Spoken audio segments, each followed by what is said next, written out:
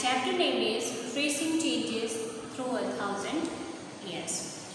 In this chapter, we are trying to find out the changes which was comes in the period of 780 to 1750 AD. And dear students, as you know very well, I had already shared few videos related to the explanation of this chapter.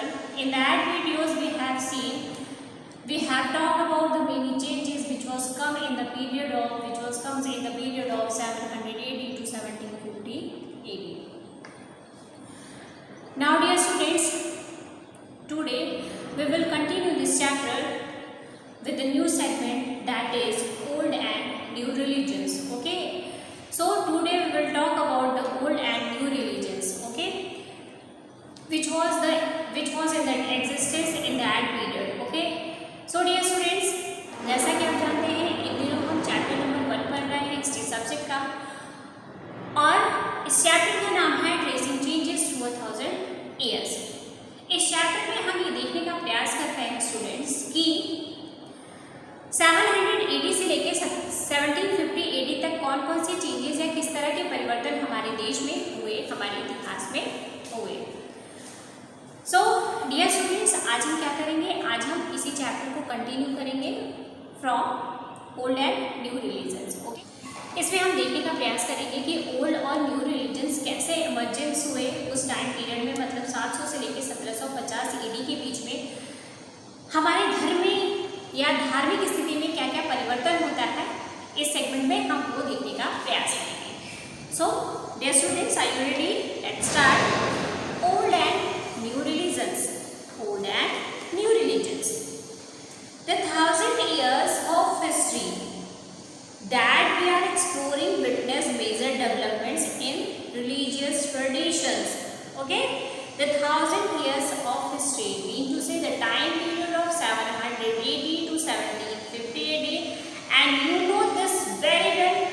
This time period is known as the medieval era of Indian history.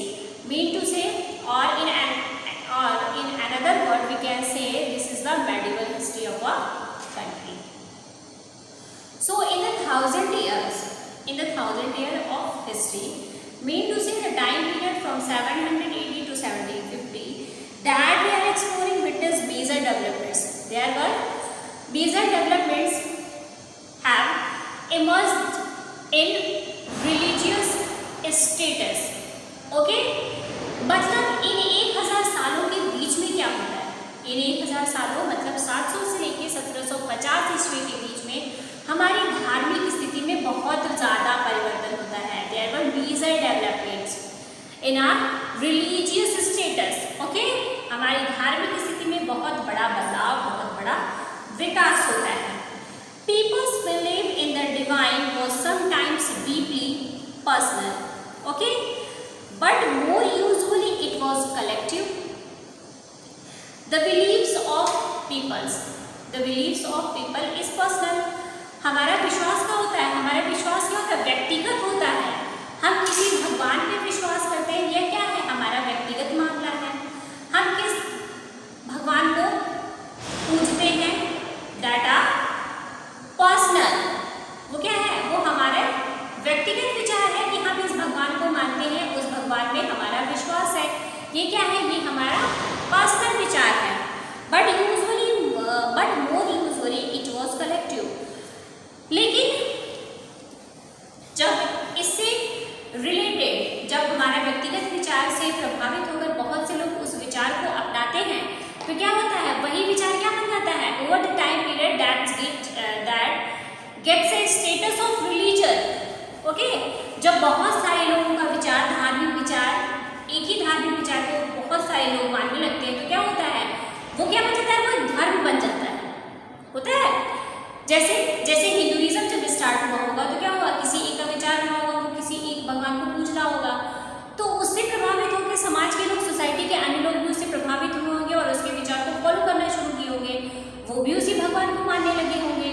तो क्या हुआ, इस तरह से जब एक व्यक्ति का व्यक्तिगत विश्वास जब किसी भगवान पर होता है, उस विश्वास से प्रभावित होकर समाज के अन्य लोग भी उसको फॉलो अप करने लगते हैं, तो that's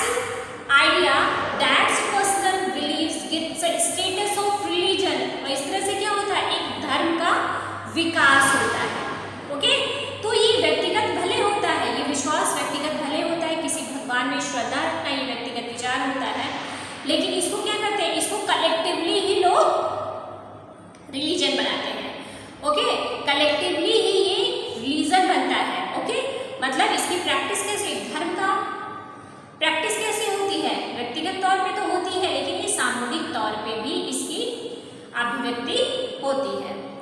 collectively believe in A supplementary agency religion. Okay, मैंने आपको बता दिया कि ये व्यक्तिगत विश्वास जो है धर्म में कैसे परिवर्तित होता है। Was often closely connected with the social and economic organism of local communities. Religions also connected with the social and economical status of the local communities. और धर्म क्या होता है, लोकल कम्युनिटीज के सोशल, कल्चरल और इकोनॉमिकल स्टेटस से जो क्या होता है, एसोसिएटेड होता है। ओके, धर्म जो होता है व्यक्ति के सामाजिक आर्थिक स्थिति से भी कनेक्टेड होता है। As the social worlds of these groups altered, so too did their beliefs. Okay, it was during this period that important changes occurred in what we call Hinduism today. So in this time period, mean to say the time period of 780 to 1750 AD, there occurred major changes in religious status, and that change are known as Hinduism today. Okay, so उस time period में 700 से लेकर 1750 AD के बीच में religious धार्मिक स्थिति में बहुत बड़ा परिवर्तन होता है, and that changes are known as Hinduism today. और इस परिवर्तन को जो धार्मिक स्थिति में उन 1000 सालों में परिवर्तन हुआ स्टूडेंट्स, उस परिवर्तन को आज हम किस नाम से जानते हैं, उस परिवर्तन को आज हम हिंदुइज्म के नाम से जानते हैं। ओके, उसे हम हिंदुइज्म के नाम से जानते हैं। These included the worship of new deities, and this religion mean to say Hinduism included the worships of deities, new deities। और इस हिंदुइज्म में क्या होता है, नए देवताओं की पूजा होना शुरू हो जाती है। The constructions of temples by royalty and the construction of temple have started by the royal groups in that era। और क्या होता है, नए देवताओं की पूजा होना शुरू हो जाती है, धार्मिक परिवर्तन हो रहा है, तो लोग एक ग्रुप के द्वारा क्या होता है, नए लोग भगवान की पूजा शुरू की जाती है, टेम्पल्स बनाना शुरू हो जाते हैं रॉयल्स ग्रुप के through. And the growing importance of Brahmins, the priests as dominating groups in society, and the Brahmins and priest, the groups of Brahmins and priest developed as a dominant group in the society in that area. और क्या होता है, इस time period पे क्या होता है, Brahmins और पुजारी का जो ग्रुप होता है वो डोमिनेटिंग ग्रुप के रूप में इमर्ज होता है इस टाइम पीरियड में। क्यों?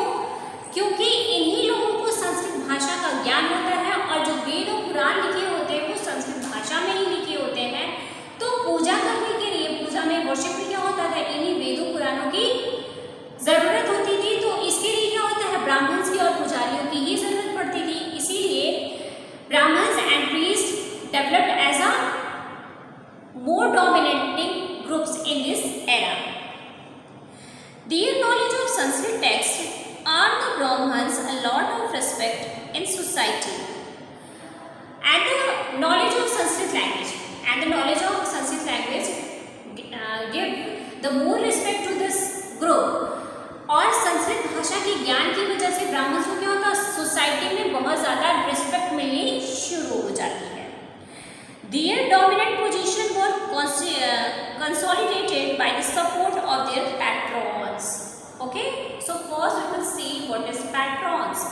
So an influential, wealthy individual who supports another person, an artist, a craft person, a learned man or a noble। Patrons mean to say वो व्यक्ति जो किसी को संरक्षण देता था, उसके पास इतने पैसे होते थे, उसके पास इतनी पावर पोजीशन होती थी कि वो क्या करता था, किसी को अपना संरक्षण प्रदान कर देता था। कि मतलब जैसे होता था, आपने देखा होगा कि सूरदास जो थे, सूरदास को किसका संरक्षण प्राप्त था? सूरदास को अकबर का संरक्षण प्राप्त था। मतलब उनकी जितने भी खर्चे होते थे, वो क्या करते थे? वो वेल्दी पीपल ही पे करते थे। उनका खाना पीना रहना सब कुछ वही देखता था, और बदले में उन्हें क्या काम करना पड़ता था? जो वो व्यक्ति कहता था उसके बदले में उन्हें उनका काम करना पड़ता था। इन ब्राह्मण्स को क्या करना पड़ता था? वेदों पुराणों की रचना करनी होती थी उनके कहने पे, पूजा पाठ करवाना होता था। सो their dominant position was consolidated by the support of their patrons, new rulers searching for prestige. Okay? और इनकी जो डोमिनेंट पोजीशन थी, ब्राह्मण्स की पुजारियों की जो डोमिनेंस पोजीशन थी, उसमें और ज़्यादा प्रभाव पड़ता है, उनकी शक्ति और बढ़ती है फॉर देयर पैट्रॉन्स, क्योंकि उन्हें संरक्षण प्राप्त हो जाता है रूलर्स का, उन्हें रूलर्स का संरक्षण प्राप्त हो जाता है। इसलिए इस टाइम पीरियड में ब्राह्मण्स और पुजारियों की शक्ति, उनका इम्पोर्टेंस सोसाइटी में और भी ज़्यादा बढ़ जाता है। One of the major developments of this period was the emergence of the idea of bhakti. Okay, one of the major development which was comes out in this period is idea of bhakti. Okay, और इस time period में क्या होता है? फिर इसी दौरान क्या होता है? भक्ति आंदोलन की शुरुआत होती है। आइडिया ऑफ भक्ति इमर्ज होता है सोसाइटी में। Okay, of a loving personal deity and that devotees could reach without the aid of priests or elaborated rituals. You will be learning about this and the traditions in chapter 8. तो इसी दौरान जब ब्राह्मणों का, पुजारियों का प्रभाव समाज में बहुत ज़्यादा बढ़ जाता है, और एक तो उन्हें संस्कृत भाषा के ज्ञान की वजह से रिस्पेक्ट मिलती है, दूसरा क्या होता है? उन्हें रूलर्स का संरक्षण प्राप्त होता है। इस वजह से भी उनकी पावर पोजीशन बढ़ती है, उनका डोमिनेंस सोसाइटी में बढ़ता है। इसी दौरान क्या होता है? भक्ति आंदोलन की शुरुआत होती है, and this is known as the major development in that area. और ये क्या होता है? एक मेजर डेवलपमेंट के रूप में जाना जाता है जो उस टाइम पीरियड में होता है। और इसमें क्या होता है? जैसे क्या होता है?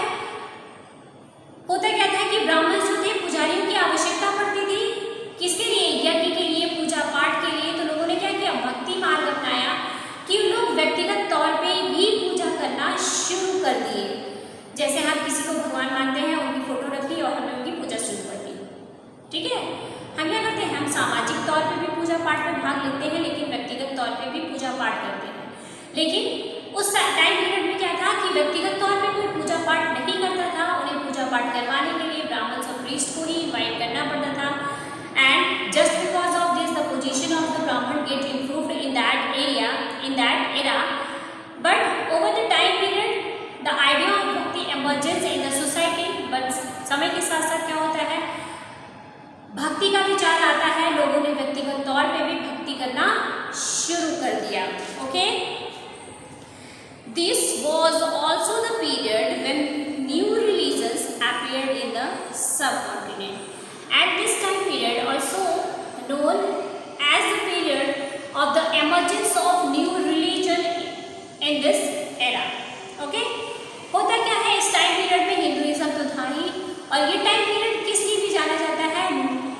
नए धर्मों के उदय के रूप में भी इस टाइम पीरियड में को जाना जाता है, क्योंकि इस टाइम पीरियड में नए धर्मों का उदय भी होता है हमारी कंट्री में, हमारे सब कॉन्टिनेंट में। Forward, merchants and migrants first brought the teaching of the holy Quran to India in the 7th century. Merchants and migrants mean to say those people who comes from another country to our country. वो लोग जो दूसरे देश से हमारे देश में आए, सो वो व्यापारी और वो मर्चेंट्स, वो माइग्रेंट्स जो हमारे देश में बाहर के देशों से आए, उन्होंने सबसे पहले क्या किया? उन्होंने इंडियंस को होली कुरान टीच करना शुरू किया। And Quran, this is the Holi book for Islam. Okay, this is a Holi book of Islam. Quran क्या है? ये एक पवित्र पुस्तक है। जैसे हम हिंदू धर्म में गीता है, उसी तरह से इस्लाम धर्म की पवित्र पुस्तक मानी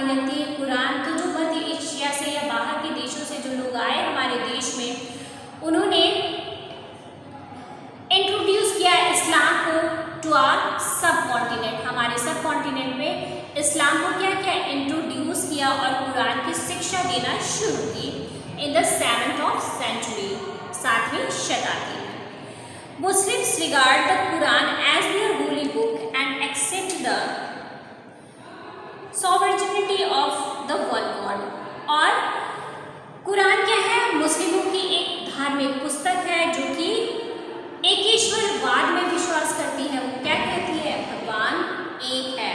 There was only one God, Allah. Okay?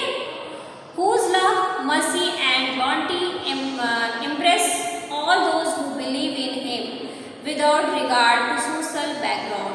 Okay? So 7वीं शताब्दी में बाहर से जो लोग आते हैं हमारे सब कॉन्टिनेंट में, वो इंट्रोड्यूस करते हैं इस्लाम धर्म को टू आवर सब कॉन्टिनेंट और टीच करना शुरू करते हैं इंडियंस को Quran. And this is a holy book of Islam, and in this and the belief of this religion, the belief of Islam is that there was only one God and that God is known as Allah. Okay? Many rulers were patrons of Islam and ulama, learned theologians and jurists. And like Hinduism, Islam was interpreted in variety of ways by its followers. Okay? Many rulers were patrons. और जब ये दूसरे देशों से आके हमारे देश में क्या करते हैं, इस्लाम धर्म का प्रचार शुरू करते हैं, तो many rulers, बहुत से रूलर्स होते हैं जो उन्हें संरक्षण प्रदान करते हैं, इनको इस्लाम को और उलेमा जिन्हें इस्लाम धर्म का ज्ञान था, जो इसका प्रचार कर रहे थे, उन्हें क्या किया? बहुत से शासकों ने संरक्षण प्रदान कर दिया. And like Hinduism, Islam was interpreted in varieties of way by it's followers. और हिंदुइज्म की तरह मतलब जैसे हिंदू में बहुत सारे वैरायटीज हैं हिंदुइज्म की. फॉर एग्जाम्पल जैन धर्म, बौद्ध धर्म. Just like this, Islam interpreted in a variety of ways. Islam interpreted in variety of ways just like Shia and Sunni. जैसे हिंदू धर्म की बहुत सी वैरायटीज आई, वैसे इस्लाम की भी बहुत सी वैरायटीज आ गई इस टाइम पीरियड में. And these varieties is known as Shia and Sunni group.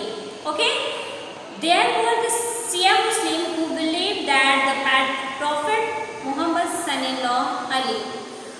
Siya समुदाय जो था मुस्लिमों का, वो किसका फॉलोअर था? वो प्रॉफिट मोहम्मद के son in law, and the name of the son in law of prophet Muhammad is Ali. They followed the rules, the regulations of Ali. वो क्या करते थे? सिया समुदाय क्या करता था? वो मोहम्मद पैगंबर साहब के जो सन इन लॉ थे अली, उनको फॉलो करता था. And the followers of Ali is known as Shia group, is known as Shia community in medieval period. Okay? Ali was the legitimate leader of the Muslim community. और शिया ग्रुप जो था वो अली को ही अपना लीडर मानता था. And Sunni Muslim who accepted the authority of Ali leaders, खलीफास of the community and the succeeding khalifas. और शिया इस्लाम धर्म की 2 varieties इमर्ज होती है. शिया the followers of Ali is known as Shia community, and the followers of Khalifa. Khalifa mean to say विश्व धर्म गुरु.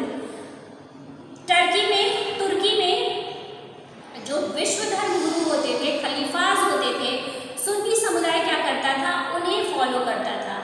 So the followers of Khalifas is known as Sunni community in that period. Okay, so that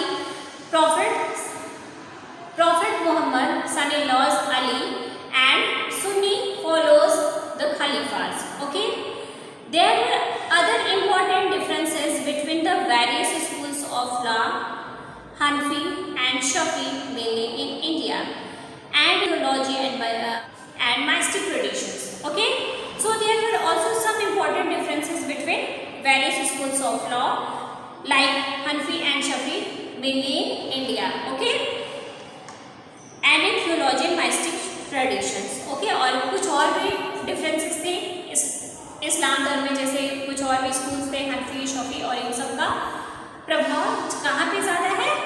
India में है.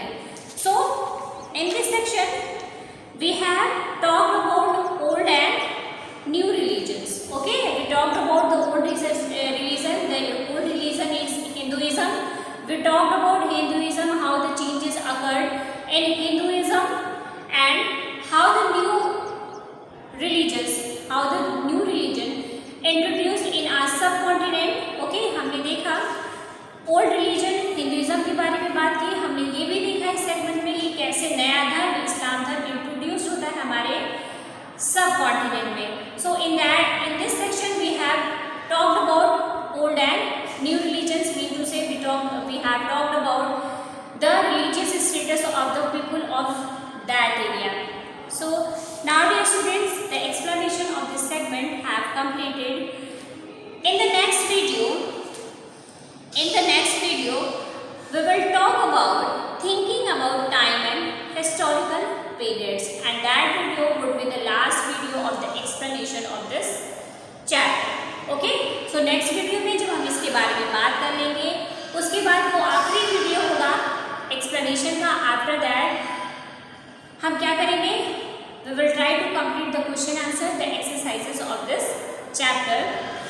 And dear students, your homework is to write the meaning. Your homework is to write the meaning of the patron in your fair notebook with neat and clean hand writing.